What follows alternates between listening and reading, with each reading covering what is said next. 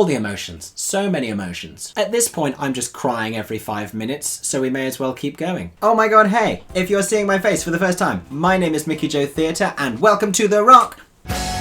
I'm kidding, it's not, this is not a rock. Welcome to my stagey YouTube channel. My name's Mickey Joe, I'm obsessed with all things theatre, and today I'm going to be talking about nothing other than the pro-shot recording that has been released of the Broadway musical Come From Away. If you don't know this show, it is a beloved and beautiful show about the events that followed 9/11 when a Canadian-based Newfoundland community in Gander took in a bunch of redirected passengers in the wake of the events of 9/11. It's an incredible true story featuring real events and characters based on real people. It connects with these profound emotions within people. It reminds us of just basic human kindness and is staged in a beautiful, minimal, very artistic, very clever way. I cannot rave enough about this show, and it has had glowing reviews from more important people than me. If you haven't already seen it in the West End or on Broadway or in Canada or wherever is local to you and you are able to go and see a production, I cannot recommend this show enough. But now you don't need to wait for it to come to a theatre near you, because the Broadway production of it has been filmed and released this week for Apple TV. To coincide with the 20th anniversary of the 9/11 tragedy,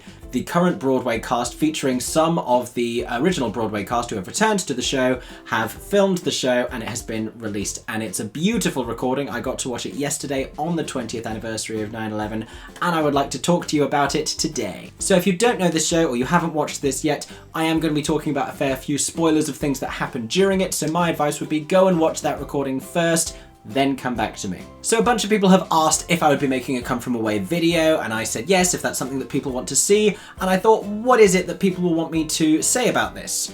I could do a review. I've been doing a lot of review videos lately, and the internet doesn't need me to tell you all how amazing Come From Away is. People already know that Come From Away is amazing. Hopefully most of us have already seen it.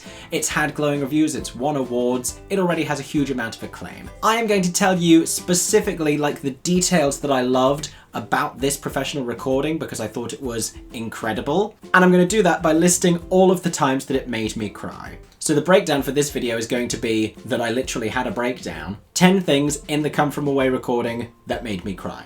We're going to go through chronologically, and I should say that some of the more obvious tear-jerky moments don't get me anymore because I've seen the show live twice, I've listened to the cast recording a lot, so I see those moments coming.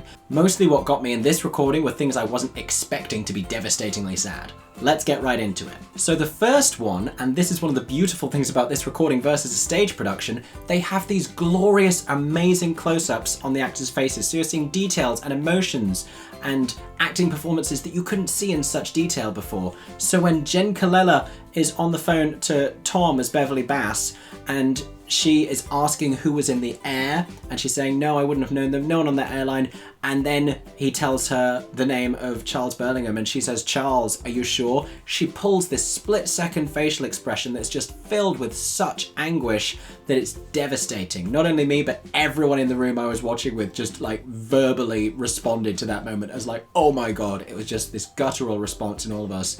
It was heartbreaking. And that's something I'd never really noticed in the show before because her response to it is quite stoic and she immediately calms herself. But that split-second face crack was everything. Even if you are front stalls in a theatre, you are not getting that level of HD detail. The second moment that got me was when the plane passengers actually arrived in Gander and were asking what had happened, and it was the revelation that they didn't know or they hadn't seen it yet. Something about watching this on the anniversary of 9/11 made that all the more impactful and made any reference to the tragedy that had happened really visceral, really present, and really emotional. The line that specifically got me was when they were talking about all just staring at the TVs, and then they said, until someone finally switches it off, and they shot all of the cast from behind looking into the auditorium at that point, and that was just an amazing shot. There's some beautiful cinematography in this recording. And that's a shot you'd never get to see as an audience member unless for some reason you've climbed onto the back of the stage, which, you know, it's discouraged. The third line, and this normally is the part where I start crying and Come From Away. I can normally hold it together until here. And it's like a happy cry. It's like a, oh, that's so sweet cry. When they start making all the food for them and they're talking about all of the smells as they were waking up and the fresh bread and the tauten and the German scrambled eggs, the line that gets me is when he says it's like they never slept, when he's talking about them having like cooked through the entire night for all of these guests they suddenly have. It's just so sweet to me. The first time I heard it on the cast recording, I actually started just sobbing. I think I was out just walking around. It always gets me in the show. It still got me in this recording, even though I know it's coming and I know I'm about to cry. Something about just all of the smiles on their faces at that moment. It's the first real moment of joy in spite of the circumstances after they know what's happened, that they're still just trying to come together as a community. And that's really what the show is about. And there's such a beauty in that, I think.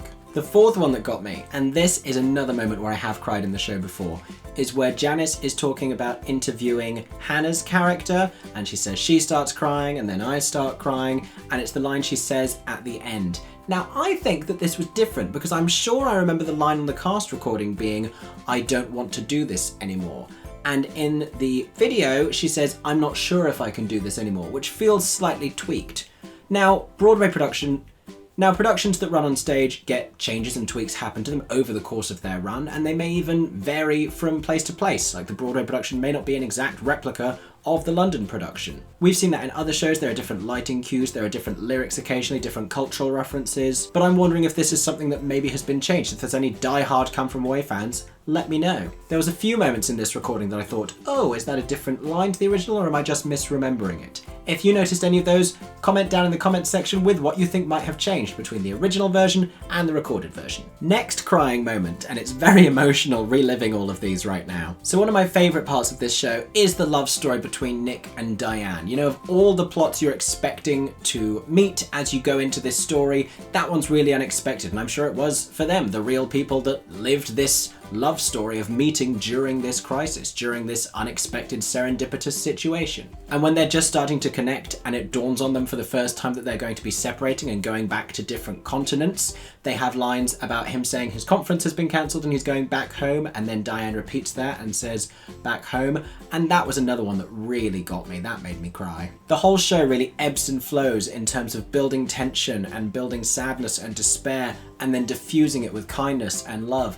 And that's one sort of tragic moment where this bubble that they've been making of happiness and joy in whatever circumstances they can gets burst instantly when confronted with reality. Staying on Nick and Diane, I then cried again when Jim Walton, playing Nick, delivered a beautiful line reading of I Don't Want to Go when they're about to sing Stop the World, which was just stunningly performed. So Jim Walton was not part of the original Broadway cast. He wasn't the original portrayer of Nick in this show. I think he replaced just over a year into the show's run, but he does have a lot of Broadway history, including being the original cast member of Merrily We Roll Along, playing Franklin Shepherd in the original Broadway run. I recognised him instantly as soon as Welcome to the Rock started, and didn't actually know he'd been in Come From Away, so that was really exciting to me to be like, oh my gosh, Jim Walton. Fun fact, Emily Walton, who plays Janice in the show, is his niece as well. They are on Broadway together. Some families have all the talent, and that's quite unfair. But the moment that really made me cry was him saying, I don't want to go, and you could see the tears in his eyes, and just to give that delivery, I'm sure it was very emotional for them to be performing for the first time in however long, and so there's that extra added element of sadness when you realise that as an audience member watching. All the emotions, so many emotions. The next time I cried after that, and I defy you not to cry at this moment in the show because it's heartbreaking, Bonnie talking with the animals. Now Bonnie is another part of the show I really enjoy every time they cut back to her. She has some hilarious sarcastic line readings with Doug while he's trying to stop her going into the planes, and she's just flatly refusing to leave the animals by themselves. Her interactions with all the animals are brilliant, and she has this beautiful little tiny monologue in this section where she's talking to each of the animals that she's found, and she has this conversation with Unga, the rare bonobo chimpanzee who gave birth and sadly lost her baby, and she's comforting her over that loss, and it's just devastating. What makes this easier to withstand is that they talk about Unga having another baby later in the show and it being named Gander, and in this version, in the credits sequence, they actually show a little picture of Unga, the real-life chimpanzee as well. Chimpanzee? Yes, I was about to say orangutan. There's too many monkeys. The next moment, and this is something I always enjoy in the show, it's a silent, unspoken moment. It's one of my favourite parts of the show, weirdly. I think it's a really great way of portraying just like unexpected human generosity. So it's when he's talking about making a scholarship for them on the plane and passing a hat down the aisle. Now, you don't always notice this in the stage version. I was really hoping that like the camera showed it and caught it in the filmed version, and it absolutely does. So the character on the plane played by Joel Hatch, who plays the mayor, among other characters, multiple mayors in fact. When the hat reaches him, he passes it aside without putting anything in, and some of the passengers sort of shoot him a judgmental look. When the hat then comes back to him, he writes a check and puts that in, and then someone looks at the check and is like, oh my gosh, implying that he wrote a check for a huge amount of money. The whole thing is you thought that he wasn't giving anything, but he was actually giving them a huge amount of money, and it's a beautiful moment. It's a really lovely moment. I always look out for that on stage, and I'm always wondering how many other people are noticing that. I really enjoy that moment. There's a lot of other clever hidden moments because there's lots of stuff happening on the stage. If there's other bits that you particularly enjoy that are sort of silent, unspoken, hidden moments in the show, again, let me know in the comments section. At this point, I'm just crying every 5 minutes, so we may as well keep going. The next one, a more obviously sad moment, is when Hannah calls Beulah, having gone back to New York and had it confirmed that her son died while working as a firefighter on 9/11. What really triggered me here is not the actual phone conversation, because I knew the show and I saw this coming, but just the beautiful tone with which she sang "You Are Here" at the end of a moment, and just like the ensemble coming in after that and the vocal power of it all, but just her beautiful singing of this moment, full of emotion but just crystal clear tone. It was just perfect. It's one of those moments watching her perform this song that you think, yes, this is why she was in the original Broadway cast, just perfectly cast in this role. Such a brilliant combination of material and performer. And this show is filled with those moments where you think, gosh, these people are so good at this. The actress who plays Beulah, Jen Colella delivering Me in the Sky, Joel Hatch in all of his parts. It's just masterfully done by so many of them. Which brings us to the last one, the very last moment of the show that made me cry. And this was again a happy cry. It's when they were talking about commemorating what they had lost, but also what they had found. And I think just that message of the show and just that idea of it, as well as seeing them on a Broadway stage after so long with an audience there, with the band there, just everything that represented and what this show has built, and the legacy that this show will have, and the awareness that it's brought to this beautiful story and how many people have fallen in love with it. It sort of just overwhelmed me at that point what a beautiful thing this was and how far it had spread this message of hope and humanity in a time when we super need to have those feelings rekindled. And so I burst into tears. I would love to feel less like a giant wuss and hear from you guys in the comments section. Did you cry more or less than 10 times in the show, and which moments were particularly triggering for you?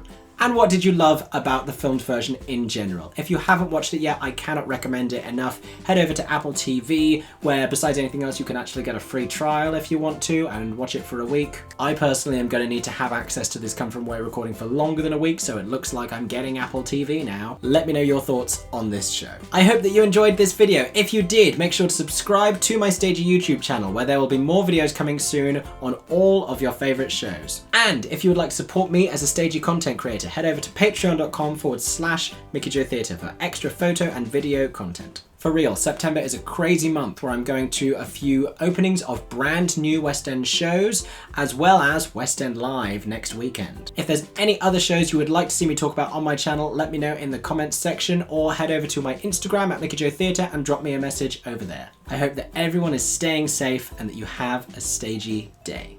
For 10 more seconds, I'm Mickey Joe Theatre. Oh my god, hey. Thanks for watching, have a stagey day. Subscribe!